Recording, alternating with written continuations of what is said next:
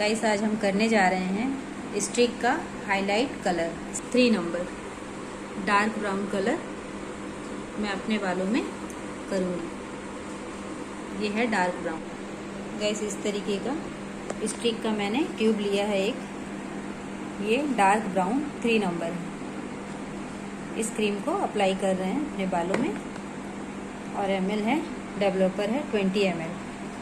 आप देख सकते हो गाइस। चलिए मिक्स करते हैं क्रीम।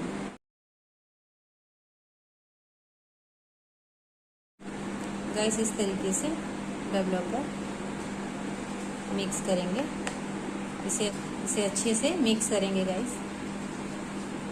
मिक्स करके थोड़े टाइम के लिए छोड़ देंगे, 2 मिनट के लिए। इसके बाद सारे बालों में अप्लाई करेंगे, अच्छे से मिक्स होने देंगे।